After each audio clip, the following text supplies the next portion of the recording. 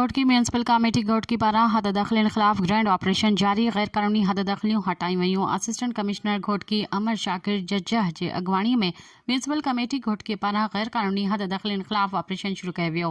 इन मौक़े ते चीफ म्यूनसिपल ऑफिसर कमर जमा इंठड़ मुख्तियारकार Hassan Ali Hakro, anti encroachment incharge Agha Qurban Pathan, tax incharge Aftab Bhutto, Raja Afzal Haider, municipal जो अमलो ऐं पुलिस जी वॾी नफ़री मौजूद हुई। ऑपरेशन दौरान दुकाननि अॻियां क़ाइम गैर कानूनी हद दख़लनि खे हैवी मशीनरी ज़रिए हटाए वियो। इन मौक़े ते मीडिया सां ॻाल्हाईंदे असिस्टेंट कमिश्नर घोटकी अमर शाकिर जंजवा, चीफ म्यूनसिपल ऑफिसर कमर जमा इंढड़ चयो त घोटकी शहर में गैर कानूनी हद दख़लियूं माफ़िया खे पहिरें मरहले में ॾिनल डेड लाइन ख़त्म थींदे ई ऑपरेशन शुरू कयो वियो आहे। ऑपरेशन दौरान शहर में दुकाननि अॻियां गैर कानूनी हद दख़लियूं हटाई वयूं आहिनि, जंहिं सबबि शहर जा रोड रस्ता वॾा नज़र अचण लॻा आहिनि। हुन जो त गैर कानूनी हद दख़लनि ख़िलाफ़ ऑपरेशन रोज़ाना जी बुनियाद ते जारी रहंदो, जंहिंजो मक़सदु शहर जी ख़ूबसूरती खे बरक़रार रखणु आहे त जीअं फुटपाथनि ऐं आम रोडनि तां गुज़रंदड़ शहरनि ऐं गाॾियुनि खे कंहिं बि क़िस्म जी परेशानी जो सामनो न करणो पवे। इन सिलसिले में का बि रिआयत न कई वेंदी ऐं शहर जी ख़ूबसूरती खे बरक़रार रखण लाइ इंतज़ामिया पारां समूरा वसीला कतब आंदा वेंदा।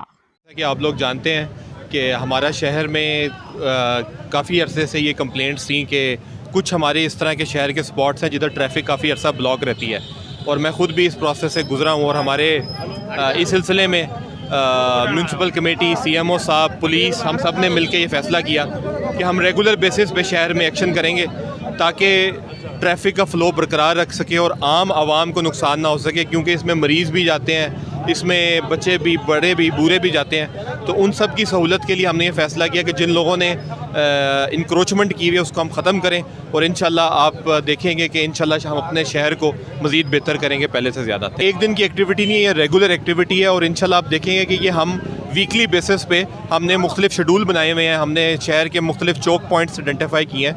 उन चौक पॉइंट्स पे हम रेगुलर बेसिस पे ऑपरेशन करेंगे ताकि जब तक ट्रैफिक का फ़्लो यकीनी ना बनाया जा सके तब तक ये ऑपरेशन जारी रहेगा।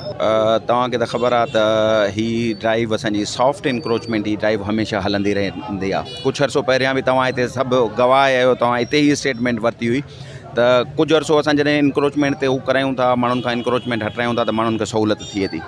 वरी उहे ई माण्हू अॻिते आणे पंहिंजा धिका थल्ला अॻिते आणे माण्हुनि जो रोड खे तमामु घणो कंजस्टेड करे छॾियो अथऊं। असां इहा ॻाल्हि बिल्कुलु बर्दाश्त न कंदासीं त असांजी शहरनि खे ट्रैफ़िक जे अचण वञण में तकलीफ़ थिए। इन करे इहो सिलसिलो असांजो हलंदो रहंदो ऐं मुख़्तलिफ़ ज़ोन्स में असां तक़सीम कयो आहे हिनखे इंक्रोचमेंट ड्राइव खे।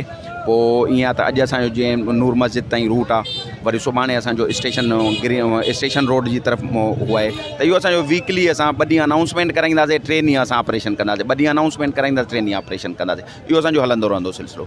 जीअं AC साहब जन फरमायो त असां आम माण्हू खे, पब्लिक खे सहूलियत फ़राहम करण लाइ पंहिंजे शहर घोटकी मां जेका इंक्रोचमेंट आहे उहा हटाए रहिया आहियूं। इहा इंक्रोचमेंट रेगुलर बेसिस ते हटंदी रहंदी। अॼु हुन जो पहिरें ॾींहुं आहे। असां आवाम खे अपील था कयूं त उहो हिन मुहिम में असांजो साथ ॾिए। प्रोग्राम थियो आहे एंटी इंक्रोचमेंट जे ख़िलाफ़, जेके कब्ज़ा माफ़िया आहे उनजे ख़िलाफ़ जेको थियो आहे, असांखे गवर्नमेंट ऑफ सिंध जे तरफ़ां पब्लिक खे सहूलियत ॾियण ख़ातिर थियो आहे। नंढो शहर आहे, कंजस्टेड आबादी, त हुते रेहड़ी माफ़िया आहे, कब्ज़ा माफ़िया आहे। असां त रोज़मर्रा जे हवाले सां कमु कंदा रहंदा आहियूं, पर वेंदा आहिनि वरी पुठी ॾियूं था ड्यूटी खां पोइ वरी जैसे थिए वारो कमु। ऐं असां बाला ऑफिसर पंहिंजो असिस्टेंट कमिश्नर साहब, जज साहब, मुख्तियारकार हकड़ो साहब ऐं असांजो पंहिंजो म्यूनसिपल ऑफिसर इंडर साहब गॾु आहिनि। इंशाअल्लाह ताला कंहिंसां ज़्यादती न थींदी। हीअ पब्लिक खे सहूलियत ख़ातिर सॼो कमु कयूं पिया। असां को बि इन में ज़ाती इंट्रस्ट न आहे। मज़ीद ख़बरनि ऐं तफ़सीलात लाइ विज़िट कयो असांजी वेबसाइट www.awamiNewsHD.com ऐं ॾिसंदा रहो अवामी न्यूज़ HD।